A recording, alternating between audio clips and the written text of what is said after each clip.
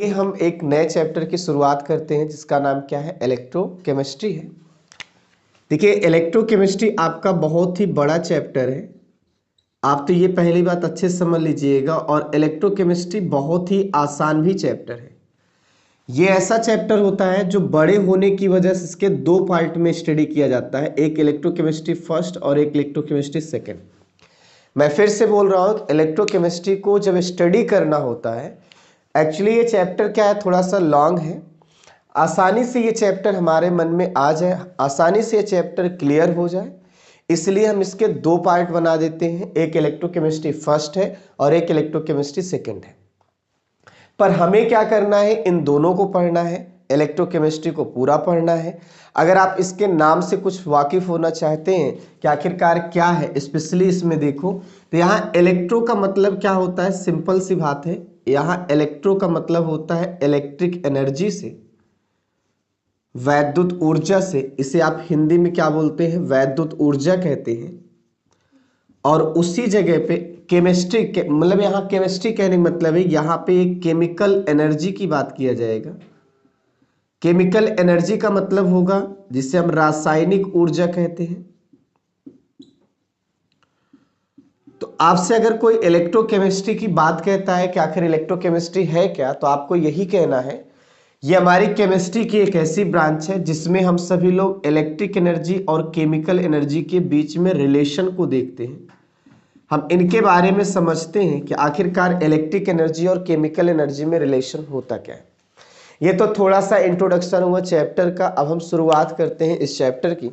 जरा देखिए, मैं एक बार फिर से बता देता हूँ, इलेक्ट्रोकेमिस्ट्री क्या है, केमिस्ट्री की एक ब्रांच है। और इस ब्रांच में आप इलेक्ट्रिक एनर्जी और केमिकल एनर्जी के रिलेशन को बताओगे। कभी आप देखेंगे इलेक्ट्रिक एनर्जी दे के केमिकल एनर्जी मिलेगी, कभी आप देखेंगे केमिकल एनर्जी से इलेक्ट्रिकल एनर्जी मिलेगा। मतलब वैद्युत ऊर्जा और रासायनिक ऊर्जा के बीच में संबंध को बताने वाला ये चैप्टर हमारा है, कौन सा, इलेक्ट्रोकेमिस्ट्री है। कभी आप देखेंगे वैद्युत ऊर्जा रासायनिक में बदल रही है और कभी देखेंगे रासायनिक वैद्युत में बदल रहा है। आज इस चैप्टर की शुरुआत है, इसलिए थोड़ा सा इंट्रोडक्शन क्लास में डालने चल रहा हूँ, इंट्रोडक्शन क्लास लेने चल रहा हूँ। इसमें आपको मैं कुछ छोटी सी बेसिक बात बता देता हूँ जो आपको इस पूरे चैप्टर में आगे चल के यूज में आएगा। भाई साहब, हमारे सबके पास एक होता है मटेरियल। सबसे पहले हम सब लोग जब पढ़ते हैं तो एक होता है मटेरियल। और अगर हम मटेरियल की बात करते हैं तो ये आपका दो तरह का होता है। मटेरियल को हम क्या बोलते हैं, पदार्थ कहते हैं। हिंदी में मटेरियल क्या कहा जाता है, पदार्थ। अब ये दो तरह का होता है, एक होता है जिसे कहा जाता है इलेक्ट्रोलाइटिक मटेरियल। क्या होता है, इलेक्ट्रोलाइटिक मटेरियल होता है। और दूसरा आपके पास होता है जिसे कहा जाता है नॉन इलेक्ट्रोलाइटिक मटेरियल। देखिए, ये बहुत ही बेसिक चीज है, इसे आपको समझना बेहद जरूरी है। नॉन इलेक्ट्रोलाइटिक मटेरियल, अब आप इनकी हिंदी भी जान लीजिएगा। एक को कहा जाता है वैद्युत अपघट्य पदार्थ, एक को कहा जाता है वैद्युत अपघट्य पदार्थ, और दूसरे को कहा जाता है वैद्युत अनअपघट्य पदार्थ। वैद्युत अनअपघट्य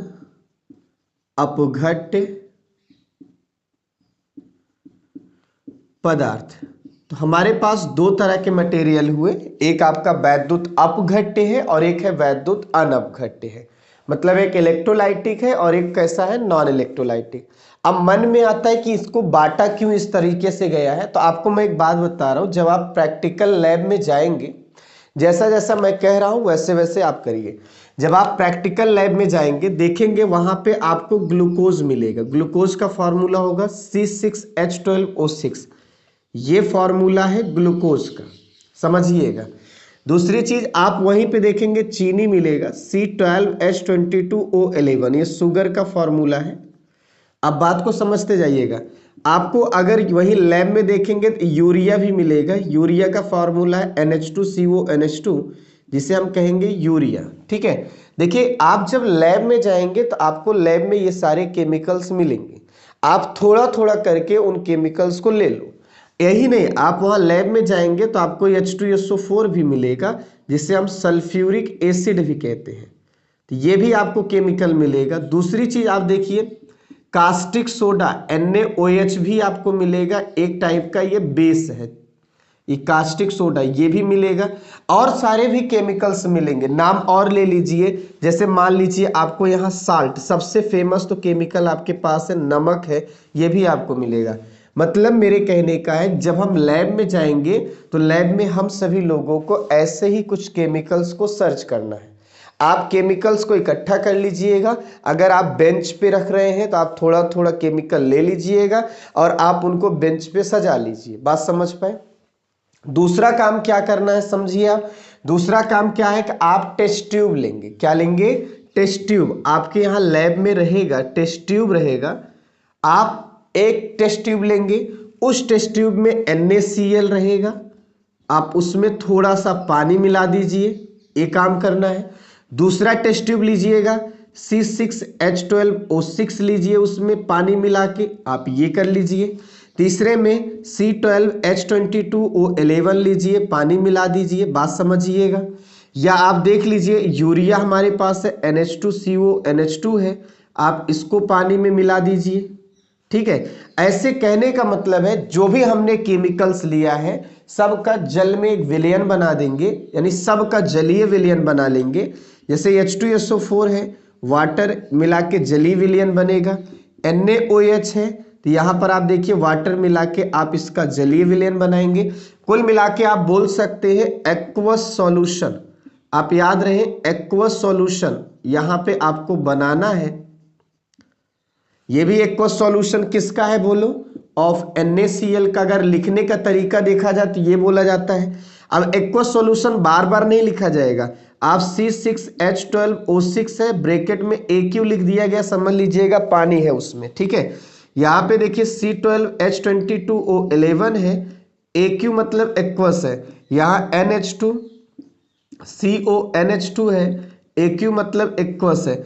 आप सभी लोगों से अभी मैंने यही बोला, सभी का हमको क्या लेना है? एक्वस सॉल्यूशन लेना है। NaOH का भी एक्वस लेना है। बात समझ पाए? आपने सभी का क्या ले लिया? जलीय विलयन लिया। पहले सबको इकट्ठा किया, थोड़ा थोड़ा इसका लिया मात्रा, इसका इसका इसका, इनको अलग टेस्ट ट्यूब में है, ये अलग टेस्ट ट्यूब में है, ये अलग टेस्ट ट्यूब में है, सबको आप सभी लोग ले लिए। बात समझ पाए कि नहीं समझ पाए? फिर आप इसमें क्या करिए? करंट फ्लो कराइए। क्या फ्लो कराएंगे? करंट फ्लो कराएंगे। मतलब इसमें आप इलेक्ट्रिक देंगे, इसमें में भी आप इलेक्ट्रिक देंगे, इसमें में भी आप इलेक्ट्रिक देंगे, इसमें में भी इलेक्ट्रिक देंगे। मतलब सभी में बारी बारी से आप इलेक्ट्रिक देंगे। तो जब आप इलेक्ट्रिक देंगे तो ये देखेंगे कुछ में इलेक्ट्रिक फ्लो करेगा, कुछ में इलेक्ट्रिक बहेगी और कुछ में नहीं बहेगी। मतलब आपने 3 काम किया। पहला, सभी मटेरियल को सर्च करके लिया, फिर सभी मटेरियल का वाटर के साथ सॉल्यूशन बनाया, एक्वस सॉल्यूशन जलीय विलयन। फिर सभी जलीय विलयन में आपने बिजली दिया, वैद्युत धारा प्रवाहित किया। आपने देखा कुछ में वैद्युत धारा बहती है और कुछ में नहीं बहती है। जिसमें बहती है वो एक कंडक्टर है, चालक है। वो क्या है? चालक है। मैं आपको बता दे रहा हूं, जिसमें स्टार लगा देता हूं वो समझ लेना बहती है। यहाँ पे आप देखिएगा, इसमें बही, इसमें बही। तो यहाँ पे आपको बता दे रहे हैं कि ये आपके पास, जैसे इधर आप देख लीजिएगा, इधर देख लीजिएगा और यहाँ देख लीजिए, जिसमें मैंने स्टार लगाया है ये आप समझ लीजिएगा वो कंडक्टर है। क्या है? कंडक्टर। कंडक्टर किसका है? चालक है। जो किसका है बताइए? विद्युत धारा का। अब आप बात समझिएगा। और जो आपके पास यहाँ पे मैं सर्कल जिसको दिखा देता हूं वो आप समझ लीजिएगा इंसुलेटर है। क्या है? इंसुलेटर है, जिसे हम कहेंगे कुचालक कहेंगे। किसका? विद्युत धारा का। इसका मतलब क्या निकलता है? इसका मतलब स्पष्ट होता है भाई, हमारे पास कुछ मटेरियल ऐसे होते हैं जिनके जलीय विलयन में विद्युत धारा जाती है और कुछ ऐसे होते हैं जिनके जलीय विलयन विद्युत धारा नहीं जाती है। जिनके भी जलीय विलयन में विद्युत धारा जाती है वो आपके वैद्युत अपघट्य मटेरियल होते हैं, जिन्हें हम इलेक्ट्रोलाइटिक मटेरियल कहते हैं। और जिनमें नहीं जाती है वो आपके कौन से होते हैं? वैद्युत अनअपघट्य होते हैं। मतलब वैद्युत अनअपघट्य वाला ये मटेरियल है, गोला वाला, सर्कल वाला, और अपघट्य वाला स्टार वाला है। बात समझ पाए? तो मैं आशा करता हूं आपको ये डेफिनेशन समझ में आ गई होगी। अब अगर आप इस डेफिनेशन को लिखना चाहते हैं तो ऐसे लिखेंगे, जरा आप देखेंगे इसमें क्या लिखना है। जैसे इसमें आप सभी लोग कुछ इस तरह से लिखेंगे, जैसे सिंपल सी बात है, हिंदी इंग्लिश दोनों में मैं लिखा देता हूं। जैसे आप इसमें लिखेंगे पदार्थ जिसका जलीय विलयन, जिसका जलीय विलयन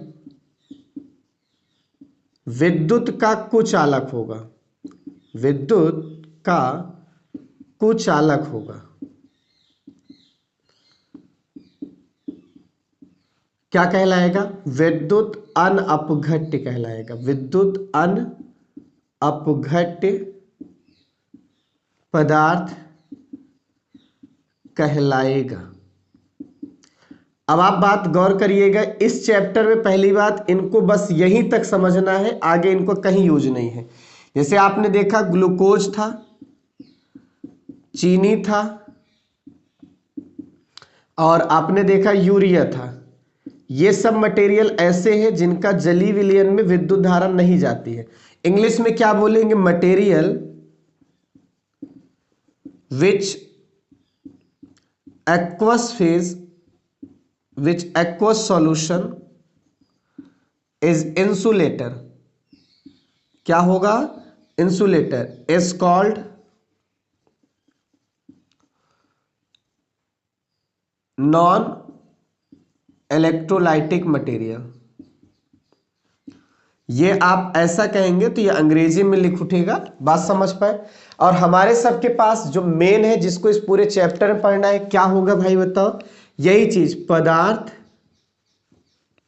जिसका जलीय विलयन, जिसका जलीय विलयन विद्युत धारा का सुचालक होगा, विद्युत अपघट्य कहलाता है, विद्युत अपघट्य कहलाता है। तो बात को आप थोड़ा गौर करिएगा, इसको आप इंग्लिश में लिखेंगे material which aqueous phase, aqueous phase बोलो या एक्वस सॉल्यूशन बोलो, इज गुड कंडक्टर फॉर बिजली, for electricity, for electricity is called, क्या कहलाएगा बताइए? क्या कहलाएगा? Electrolytic material. तो इस तरह से हम सभी लोगों को अब समझ में आ गया होगा भाई इलेक्ट्रोलाइटिक मटेरियल कौन है और नॉन इलेक्ट्रोलाइटिक मटेरियल कौन है। इसका एग्जाम्पल देखो, जैसे आपने एक एसिड लिया था, आपने एक NaOH लिया था, NaCl लिया था, ये सभी चीजें आपके पास क्या होती हैं? इलेक्ट्रोलाइटिक मटेरियल होते हैं।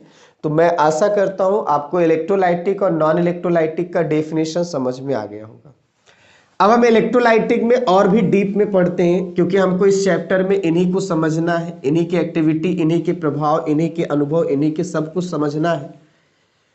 देखिए, इलेक्ट्रोलाइटिक मटेरियल को जब बेसिकली देखा गया तो ये पाया गया कि भाई सिंपली देखिएगा, जितने भी एसिड हैं, जितने भी बेस हैं, जितने भी साल्ट हैं, यानी जितना अम्ल है या जो क्षार है और जो लवण है, यही सब आपके क्या होते हैं? इलेक्ट्रोलाइटिक मटेरियल होते हैं।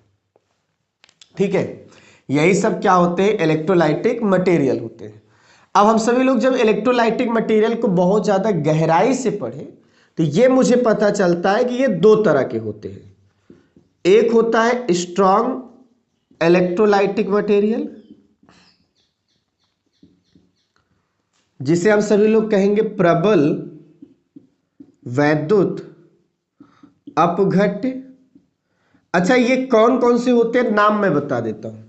आप जानते होंगे एसिड भी दो तरह का होता है, एक होता है स्ट्रॉन्ग एसिड होता है और एक वीक एसिड होता है। आप बात को समझिएगा।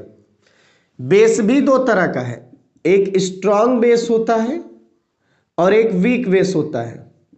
तो आप बात को गौर करिएगा, ठीक है। हम यहाँ पे स्ट्रॉन्ग इलेक्ट्रोलाइटिक मटेरियल का मतलब क्या है? जितने भी आपके पास स्ट्रॉन्ग एसिड हैं यानी जितना भी आपके पास प्रबल अम्ल है वो आपका प्रबल वैद्युत अपघट्य होगा। कौन कौन से होगा? जैसे HCl, H2SO4, HNO3, ऐसे ही कर करके बहुत सारी चीजें आपको मिल जाएंगी जो एक टाइप की क्या रहेंगी? प्रबल रहेंगी। दूसरा आप देखिए, कुछ ही का याद करिए, सब याद करने की जरूरत नहीं है। जितना आपके पास स्ट्रॉन्ग बेस रहेगा, जिसे हम क्या कहेंगे? प्रबल क्षार। तो आप बात समझिएगा, दो बहुत फेमस है, एक NaOH और एक KOH, और लिखना चाहे तो BaOH ट्वाइस। तो ये जितना भी है सब प्रबल क्षार है। तो अब आप खुद सोच लो, प्रबल अम्ल और प्रबल क्षार सब कैसे होंगे? स्ट्रॉन्ग इलेक्ट्रोलाइटिक मटेरियल होंगे। तीसरी बात, जितना भी सॉल्ट आएगा, संपूर्ण लवण, अब बात समझिएगा, जितने भी लवण होंगे ये सब के सब स्ट्रॉन्ग इलेक्ट्रोलाइटिक मटेरियल होंगे। तो ऑल सॉल्ट, बहुत सारे साल्ट का नाम, जैसे NaCl हुआ, KCl हुआ, MgCl2 हुआ, बात समझिएगा, NaNO3 हुआ, Na2CO3 हुआ, Na2SO4 हुआ। आपको मैं बता दूं, बहुत बहुत साल्ट है। तो जितने भी साल्ट आपको साल्ट नजर आए, जैसे आप देखे होंगे बहुत यहाँ फेमस आएगा, CuSO4 आएगा, ZnSO4 आएगा, FeSO4 आएगा। मैं यही कह रहा हूं, जितना भी साल्ट आता है आप समझ लीजिएगा सारे के सारे साल्ट कैसे हैं? स्ट्रॉन्ग में आएंगे। अब हम लिख देते हैं कुछ छोटा सा, क्या है अगला? Weak electrolytic material. देखिए, वीक इलेक्ट्रोलाइटिक मटेरियल चुट्टा होता है, दुर्बल वैद्युत अपघट्य पदार्थ। देखिए, हम अगर इसमें कुछ चर्चा करें तो इसका मतलब क्या होगा? इसका मतलब ये होगा कि ये आपका थोड़ा सा वीक होगा अपने काम में, कामचोर होगा। ठीक है, अब आपको बता, इलेक्ट्रोलाइटिक मटेरियल का काम क्या है बताइए? इसके जलीय विलयन में विद्युत धारा को ले जाना। अब वीक मतलब क्या है? वही काम सही ढंग से नहीं करेगा। अब आप बात को समझिए, इसमें दो ही चीजें आती हैं। एक तो आता है वीक एसिड। वीक एसिड का एग्जांपल आप याद करेंगे, जैसे H2CO3 है, कार्बोनिक एसिड है H2CO3, एसिटिक एसिड है CH3COOH। बात समझ पाइए, वीक एसिड है। दूसरे का देख लीजिएगा, वीक बेस। वीक बेस एक ही आप याद कर लीजिएगा, इसी से पूरे केमिस्ट्री में काम हो जाएगा, NH4OH, जिसे कहा जाएगा अमोनियम हाइड्रोक्साइड। क्या नाम दिया जाएगा? Ammonium hydroxide. मैं एक बार फिर से कह रहा हूं, बात को थोड़ा गौर करिएगा। हमने इलेक्ट्रोलाइटिक मटेरियल आपको समझाया। देखिए, आज की क्लास का मेन उद्देश्य यही था कि हम सभी लोगों को इलेक्ट्रोलाइटिक मटेरियल आ जाए। भाई साहब, हमने क्या किया? लैब में गया, लैब में जाके जो है जो भी केमिकल्स हमारे नजर में आए, चाहे वो साल्ट आया, चाहे एसिड आया, चाहे बेस आया, चाहे ऑर्गेनिक कंपाउंड आया, कोई भी हो, चाहे कार्बनिक यौगिक था या अकार्बनिक यौगिक था, अम्ल था, क्षार था, लवण था, जो भी हमको नजर आया, सबके हम सैंपल थोड़ा थोड़ा ले लिए। फिर सब का जो है अलग अलग जलीय विलयन बना लिए। फिर सबका जलीय विलयन बना के जो है हम उसमें करंट देना चालू किए। तो हमने देखा कुछ करंट कंडक्ट कर रहे हैं, कुछ चालक है और कुछ क्या है? कुचालक है। जो चालक थे उनको एक कैटेगरी में रखा गया और जो कुचालक थे एक कैटेगरी में रखा गया। चालक वाले को वैद्युत अपघट्य कहा गया और कुचालक वाले को वैद्युत अनपघट्य कहा गया। बात मेरी समझ पाए? हमको इस पूरे चैप्टर में वैद्युत अपघट्य को समझना है, अनपघट्य की कहीं पर भी चर्चा नहीं होगी। इसलिए पूरे चैप्टर में वैद्युत अपघट्य को समझना था। तो हमने वैद्युत अपघट्य को और भी डीप में बताया। भाई क्या? ये दो तरह के होते हैं। एक होता है प्रबल वैद्युत अपघट्य, जिसे स्ट्रॉन्ग इलेक्ट्रोलाइटिक मटेरियल कहोगे। ऐसा इसमें कौन आता है? स्ट्रॉन्ग एसिड, स्ट्रॉन्ग बेस, और क्या होता है? सभी लवण होते हैं। अच्छा, इसका नाम स्ट्रॉन्ग क्यों पड़ा है? भाई, इलेक्ट्रोलाइटिक मटेरियल का मतलब होता है बिजली को कंडक्ट करे। एक ऐसा मटेरियल जिसका जलीय विलयन बिजली को क्या करे? कंडक्ट करे। अब स्ट्रॉन्ग क्यों आया है? क्योंकि ये स्ट्रांगली कंडक्ट करता है, मतलब मजबूती के साथ कंडक्ट करता है। बात समझ पाए? ये अपना सब कुछ लगा देता है, सब तन मन धन सब लगा देता है बिजली को कंडक्ट करने के लिए। या किसी भी प्रकार की कोई कामचोरी नहीं होती है, चुट्टाई नहीं होती है। बात समझे? ये पूरा एकदम जवान का पक्का है, वो बिजली को कंडक्ट करने के लिए सब कुछ कर सकता है। बात समझ पाए? ये आपका स्ट्रॉन्ग इलेक्ट्रोलाइटिक मटेरियल होगा। एग्जाम्पल क्या है? जितने भी स्ट्रॉन्ग एसिड होते हैं सब आपके स्ट्रॉन्ग इलेक्ट्रोलाइटिक मटेरियल होंगे, जबरदस्त आपका कंडक्टर होगा। स्ट्रॉन्ग बेस वाला भी और ऑल सॉल्ट वाला। ठीक है, अब सुनिए, वीक इलेक्ट्रोलाइटिक मटेरियल क्या है, ये थोड़ा सा आप जानते हैं ना। देखिए, इलेक्ट्रोलाइटिक मटेरियल मतलब कंडक्ट करे बिजली को, लेकिन ये उतना अच्छा नहीं करेंगे। बिजली को कंडक्ट करने में दुर्बल है, कमजोर है, कामचोर है, उतना अच्छा नहीं कर पाते। चुट्टाई सभी नहीं में आती है, बात समझे। और ये दो ही है, इनकी संख्या भी कम है। हमारे लिए अच्छा यही है कि इनकी संख्या भी कम है। एक वीक एसिड है, वीक एसिड देख लो, ये आपके पास दो एग्जाम्पल है। अब वीक बेस मतलब दुर्बल अम्ल और दुर्बल क्षार जो होते हैं, ये आपके क्या होते हैं, वीक इलेक्ट्रोलाइटिक मटेरियल होते हैं। तो आपको आज जो स्पेशली जो मेरा क्लास देने का उद्देश्य था वो यही था। अच्छा, आपके मन में अगर आ रहा है कि सर हम कैसे पता करेंगे इलेक्ट्रिसिटी जा रही कैसे नहीं, तो उसका भी तरीका, सर्किट बनाना होगा भाई। एक आप ऐसे कंडक्टर लेंगे, एक ऐसा प्लेट पूरा कंटेनर ले लेंगे, उसमें इन्हीं का जली विलयन ले लेंगे। इन्हीं का क्या ले लेंगे, जली विलयन। जो भी मटेरियल था उसी का क्या लिया जाएगा, जलीय विलयन लिया जाएगा। अब किया क्या जाता है जरा देखिएगा, इसमें दो ठो तार लगा दीजिएगा। ये तार देखिए, ये तार आपस में टच नहीं किए हुए, इनके साथ बैटरी जोड़ दीजिएगा। तो ये बैटरी हो गई, और एक कुंजी जोड़ दीजिएगा, और उसके साथ आप बल्ब जोड़ दीजिएगा। ठीक है, अब समझिए, इस कुंजी को जैसे बंद करेंगे, ये जैसे ये क्लोज होगा, करंट जाएगा। अब देखो, इनका इनका तो कनेक्शन है नहीं। कनेक्शन अगर कोई बनाएगा तो यही जली विलयन बनाएगा। अगर इनका कनेक्शन बन गया तो करंट गया, बल्ब जला, तो हम कहेंगे ये जली विलयन ऐसा है जिसमें करंट जा रही है, करंट को कंडक्ट कर रहा है, तब तो विद्युत अपघट्य कहेंगे। मतलब बल्बिया जलेगी तो विद्युत अपघट्य ये रहेगा। बात समझे नहीं। और मान लीजिए ये और ये, इनके बीच में कोई कनेक्शन नहीं बन पा रहा है। अब हम हाथ से टच नहीं कराएंगे, समझना।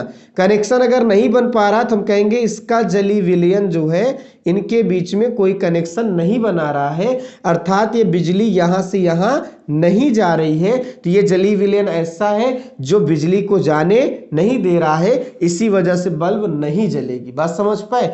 तो अगर बल्ब जलती है तो जली विलयन सुचालक है, और अगर नहीं जलती है तो क्या है, कुचालक है। मतलब बल्ब देख के ही पता लगा लिया जाएगा कि उसके जली विलयन में विद्युत धारा बह रही है कि नहीं बह रही है। अच्छा, यहाँ का कॉन्सेप्ट आपको समझ में आ गया। ये दो ठू जो है सुचालक प्लेटें लगाई जाएंगी, ऐसा आई बात समझ में। आगे चल के इनको नाम इलेक्ट्रोड दिया जाएगा। तो इलेक्ट्रोड के बारे में भी आपको हम बताएंगे नेक्स्ट क्लास में, ये होता क्या है। तो मैं आशा करता हूँ आप सभी लोगों को इलेक्ट्रोलाइटिक मटेरियल समझ में आ गया है। ये चैप्टर का बहुत बेसिक है, इसलिए मैंने सोचा कि आपको इंट्रोड्यूस के रूप में इसको दे देता हूँ। हाँ, कल की क्लास बिल्कुल मत भूलिएगा, क्योंकि कल की क्लास में हम सेल के बारे में बताएंगे और एक सेल एक्सप्लेन करेंगे, वो कैसे काम करता है, क्या कुछ किया गया है। हाँ, थोड़ा कल की क्लास लेंदी हो सकती है, लेकिन आप सबको ध्यान देना है, समझना है। और कल की क्लास जब आप ले लेंगे तो आप सेल को कभी नहीं भूलेंगे। इस बात को ही मैं बता रहा हूँ। मैं आशा करता हूँ ये सारी चीजें समझ में आई होंगी।